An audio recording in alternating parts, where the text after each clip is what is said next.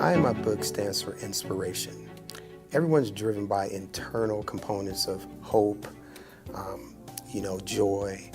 And I just felt that putting this I in front of it gives us the opportunity to go ahead and not only help ourselves, but really focus on our audience and helping young people make those decisions by having inspiration to inspire them to move forward with making quality decisions.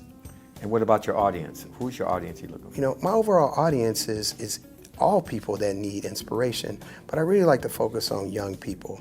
Those ages kind of 13 to 30 years old, going into that young adulthood, and then really understanding that their choices today can really affect their future. Talk to us about the mission of this book. What are you trying to convey in this book? What I really want to convey is that, is to deliver, deliver a promise. We all make promises to people, but I made a promise to my mother, is to finish the book. Next thing is to really look at how you can, use the book to say, hey, there's things that I'm designed to do. There's a purpose that I have. And then the last thing is to really look and see how you can take that mission and how we can take this book in order to help people. So I call them my 3 Ps. You have a promise, you have a purpose, and you have a desire to continue to help people.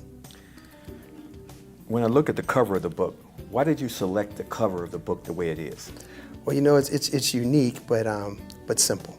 I believe that all of us are God's children. It's a color of royalty, and He died for us.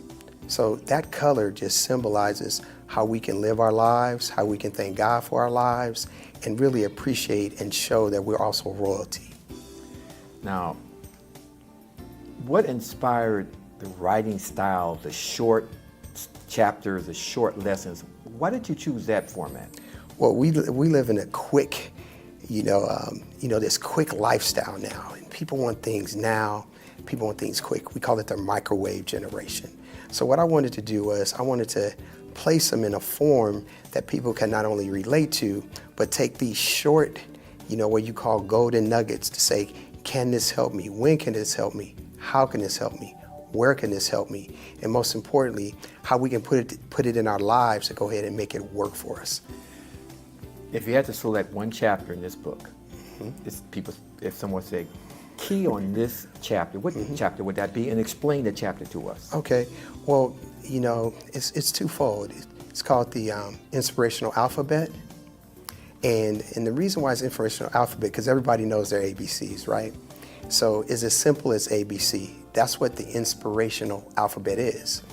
What I did was I looked in inspiration in 2 fundamental components.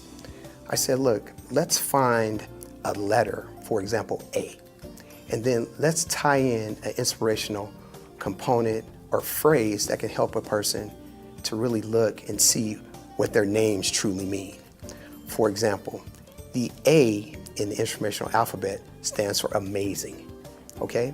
Now what I did was I said, you take these components and you say, how could I spell my name? So each one of these particular letters has a inspirational quote as well as a defined letter of inspiration or defined moment. So now what you can do is you can spell your name. You can spell Reginald. For example, Reginald stands for righteous. Okay, the E stands for energetic. The G stands for grace. The I stands for, intentional. The N stands for now. The A stands for having an attitude of amazement, and then the L stands for love, and the D stands for discipline. So if you put all those components together, you design your own unique mission statement. So it's all about tying those letters together, tying in the inspiration, and come up with your true essence of who you are, which is the power of your name. That's pretty interesting. But how would you define success, Reggie? A lot of people define success in various ways. How would you define success? I believe, success can be found in many ways. When I grew up, at first I thought it was athletics. Play sports, University of Notre Dame. Then you start saying, I want to be successful academically. Then you start saying, I want to be successful in business. But I define success as it's very simple, to do what you want, when you want to do it, and how you want to do it. If somebody had asked you, what is your philosophy of life? What would you say is your philosophy of life? Well, my fundamental philosophy of life is based on what I call the power of the 5 L's, okay? Listen, learn, lead, and love. And the last one is to leave a legacy. We all come to school. First, you have to listen. It builds a foundation to actually learn. Now, once you go from learning, you have to go to leading. You have to first lead yourself, and then you lead others. The next thing, you have to love. Okay, you have to love what you do. You have to love who you are. You have to love your family, and then you love yourself, and it all comes back. Love your community. Then lastly, we leave a legacy. I have children.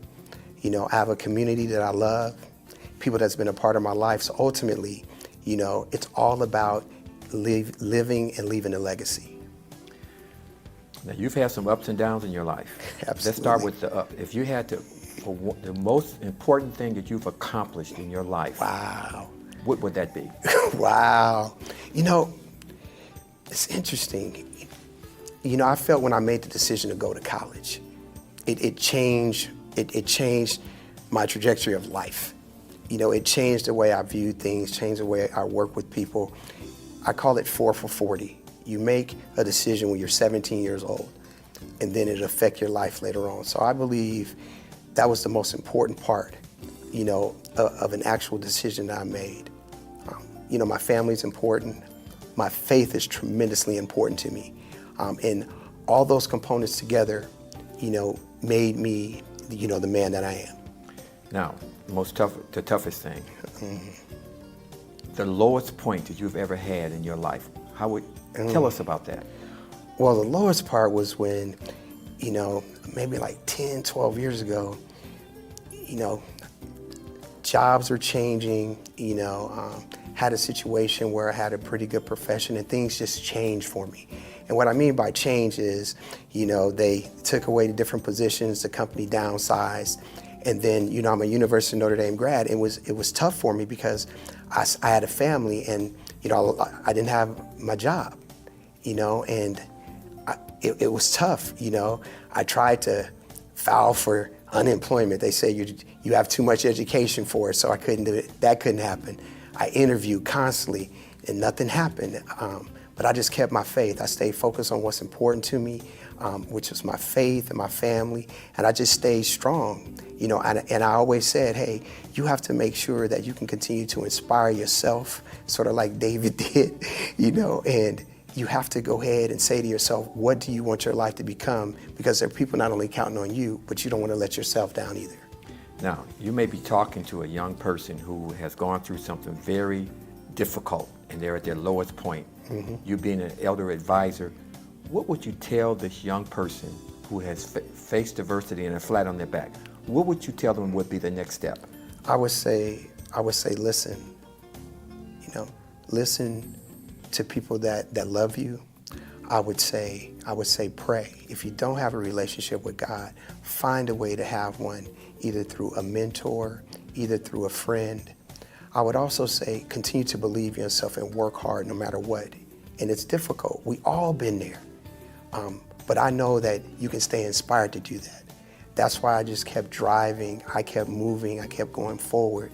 I'm a prime example of, somebody been up, somebody been down, but it's really not where you start. It's not. It's where you're going and it's where you end up. It's where you finish. Writing a book is like writing a doctoral thesis. What was the most difficult, in that journey, what was the most difficult part of writing this book? The most difficult part in writing the book is trusting yourself all the way through. Because at first you're excited because you're saying, I'm going to approach this goal. Then it comes apart when you get sort of like in the middle of the book. You go, okay, is this really going to be able to be, can I finish it? And then at the end, you start to question yourself, like, is it exactly what I want it to be? Will this touch the people that I want it to touch? But from our greatest pain or fear comes our greatest victory. Because my mom said, baby, just finish the book and it'll help people. So I finished the book, and so I'm happy about that. Okay, let's talk a little bit about your past here. Okay. Let's talk about Long Beach Poly High School Okay. and your experience there. Then we'll talk about Notre Dame. Tell us, What is it about this school that's nationally known that you have grasped, Long Beach Poly High School? Well, Poly is known for, the home of scholars and champions, but what I really believe from Poly is when you actually walk through the front gate off Atlantic, it says, learn, go forth to serve. So at the end of the day, it's all about being a champion, living like a champion, but embracing the true mission. That's to learn. I feel that I've continued to learn. I still learn. I learn from my children. I learn from people that I work with. I learn from my mistakes. I learn from my failures. But then now I'm going forth to serve. Like, this is a tremendous way for me to give back to the education community, give back to, young people, to mentor and be a part of what I believe will be, it'll change people's lives when they touch this book. You went to one of the top universities of this country, University of Notre Dame. Mm-hmm. Tell us about that experience. Well, I think it's easier to get a scholarship, Errol, than actually, getting it. Once you get the scholarship, that's when everything begins. I said everything gets more serious. Practice schedules, time management, priorities, focus, being away from home. Those are challenges that I had to deal with. My mom, always told me just to make sure I stayed focused on my dreams, to pray and work hard. So I remember those things when I was in school. Very difficult at times being away from home. I was 17 years old, but Notre Dame, tremendous experience. I have relationships with people right now. My education has given me a tremendous amount of, not only respect, but opportunities. But, you work hard. I was the essence of the student athlete. You had to study. You had to be committed to what you wanted to do, because I learned that there were standards. There's standards, and then there's a standard of excellence, then there's a standard of supreme excellence. So I understand those steps. It's just like practice, right? We practice at a certain level for a scrimmage, then a game, then a playoff game, then the championship. So my high school experience helped me with that. It helped me understanding, going to college, it was going to be, a challenge, but a tremendous experience. One question before we go back to the book. Mm-hmm. How did football bring this all together? Now, football is what you did. That's not define you, but you use this football analogy. Mm-hmm. How the role that football played in your success in what you're doing with the book, how did that, explain that to us? Well, it really has a lot to do with, understanding how to train, how to be consistent, how to be committed, even when things are hard. It's doing the right thing when no one is looking. It's training, it's listening to your coaches. It's understanding your mistakes. It's understanding you're going to make mistakes, but learning from those mistakes. I played the position of wide receiver, so I call it a calculated risk position because you can go out and you may not ever get hit in a game. You catch the ball, go. But in some cases you do have to face that adversity with someone a little bit bigger, a little bit smarter, a little bit stronger. So I took those experiences that I learned from football, hard work, persistence, dedication, focus, learning from failures, and I applied it to my life, and I applied it to writing this book. And how it helped me write the book, it helped me go through the perseverance, it helped me go through the hard times, writing 4 or 5 hours a day, going to sleep and waking up and having a thought and writing it down and, writing it, 10 times. I had 10 different times that I did it, and I wrote it and I thought it was right, it wasn't right, and I rewrote it again. And that just taught me. That taught me when I'm from football, it was like you got to do it right until you become excellent, supremely excellent. Don't settle for just being good. That's one of the greatest things that I learned when I was at Poly. Poly was all about being a champion. It was all about, being a champion on and off the field, representing more than just you, representing the community, representing your family, representing the legacy that it had. So I took those components and I said, okay, let's apply them to the dream. Always wanted to write a book. And I said, man, this is the time to do it. And that's how it carried over to me, not only writing the book, finishing the book, And now the goal is for me to go out and let people not only know about the book, but how I can change their lives. Now, what seems a little selfish to me, you talk about teamwork and stuff, but he says, I. I seems to be selfish. The power of I, that theme, that concept. It seems an oxymoron. That tell us why you use the power of I to theme this book. Well, I wrote the power of I, one, to grab attention, because this world is so individual that some people only relate to I.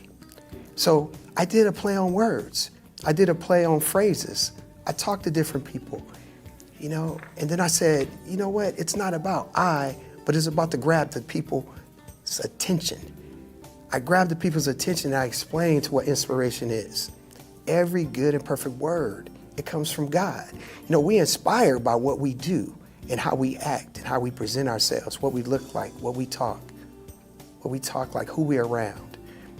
That inspiration needs to come from somewhere. And sometimes it comes from music, sometimes it comes from people, sometimes it comes from scripture. It's just a matter of what is relatable for you. And I just felt like putting the power, because there's so much power in inspiration and in hope.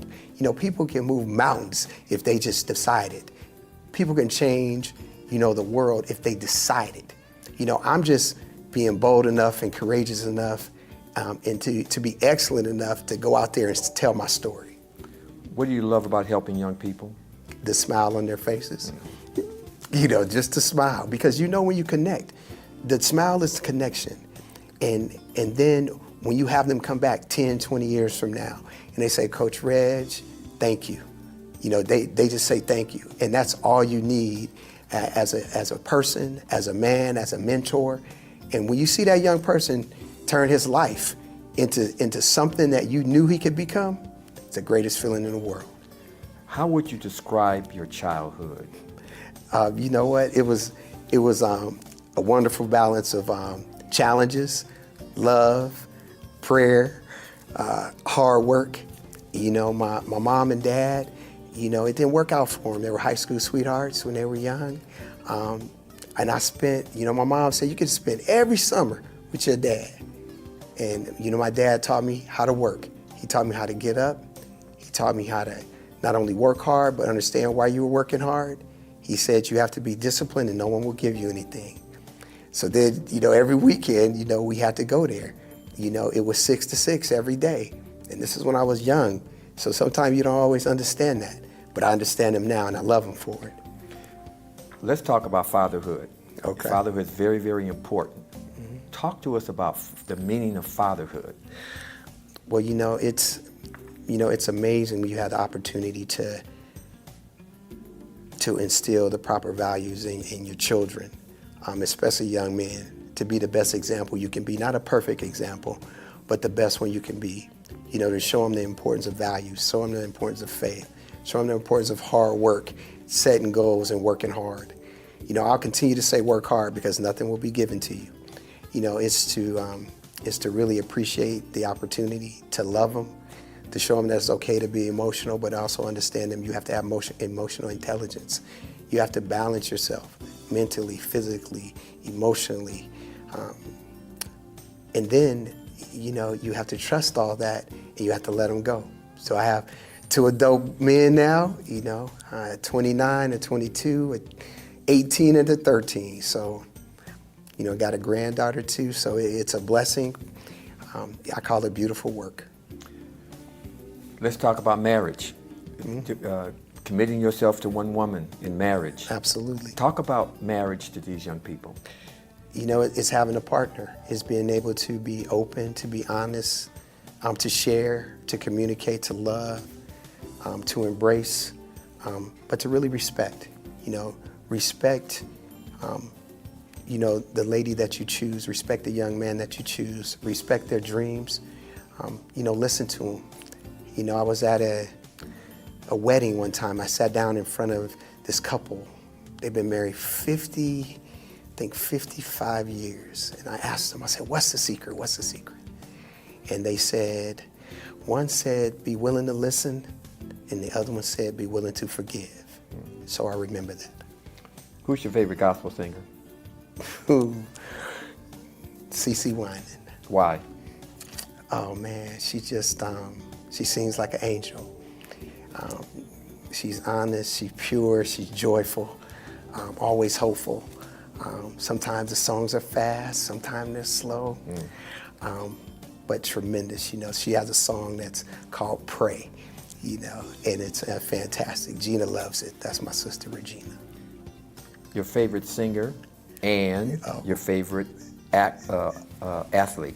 Okay, like my favorite singer is actually Mary J. Blige. I just think that she speaks from the heart. She speaks from experience, and she speaks from a very, soulful part, of her life all the time. Just as far as, my favorite song, did you say? Yes, and no, your favorite athlete. Favorite athlete. Well, my favorite athlete, twofold. My favorite athlete is Kobe Bryant because he loves to work, okay? And I respect anyone who loves to work and commits to their craft. And then the other athlete that I just grew up loving was Barry Sanders, because I loved the way that he could move. I loved the way he was always professional. He always act like I belong in the end zone by just handing the ball to the actual, umpire. Favorite actor? Denzel Washington, fantastic. I saw him in Training Day, and I was like, man, unbelievable. Completely different than I ever seen him before, but I saw his range, I see his commitment, I see the longevity he has, and I see the respect that he has in, in the community, as well as the acting community. Favorite teacher, either college or high school? My favorite teacher it was when I was in the 3rd grade. Her name was Miss Pinkham. I had her at First Lutheran School, and it was tremendous. She was loving, she was kind, and she was tough. And then, when I was in college, it was actually a nun. Her name was Sister Mary. And, when it got hard, because sometime during football season, I got a little tired, and I would actually nod off or fall asleep sometime, and she would tap me. She'd be like, Reginald, okay, let's stand up because we got to pay attention. So I appreciate her, understanding, but still holding me to the proper standard. What about your favorite coach? Wow, it's a lot of them. A lot of favorite coaches, but I got to say my favorite coach is Don Norford. Man, I mean, anybody who's been to Poly knows who Don Norford is. And he would always give you, sound advice. He would always, speak to you in the proper tone. He would always let you know the expectations, but you're going to work. Favorite time of day? My favorite time of day is actually in the morning before everything gets started. I like to get up in the morning, have some quiet time, read my scripture of the day, line up the things that I need to do. It's quiet, I go and check on everybody. But yeah, in the morning, when I say the morning, between 4 and 6 o'clock, I like to get up during that time. Your favorite scripture in the Bible? Grandmother gave it to me. It's Romans 8:28. It talks about purpose. For all things work together for good, for those who love the Lord, who are called according to his purpose. Now, as I've gotten older, I really like Joshua 1:9.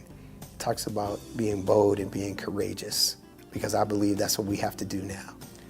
If there's one thing that you want us to take away from this book, what is it?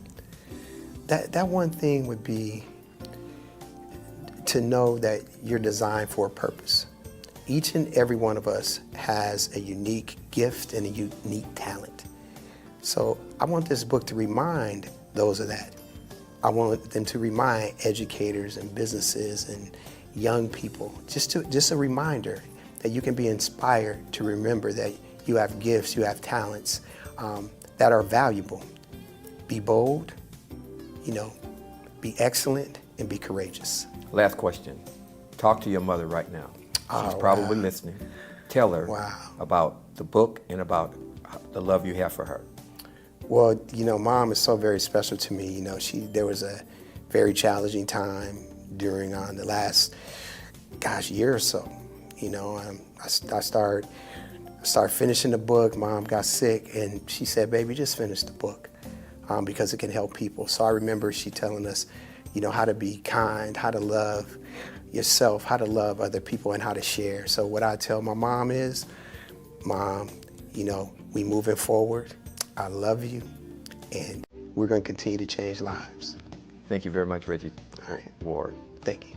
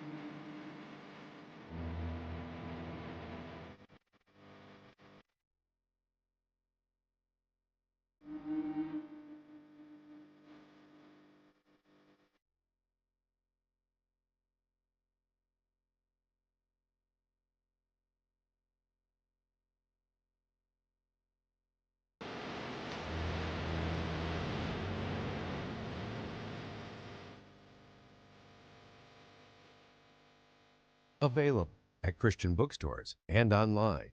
Purchase it today.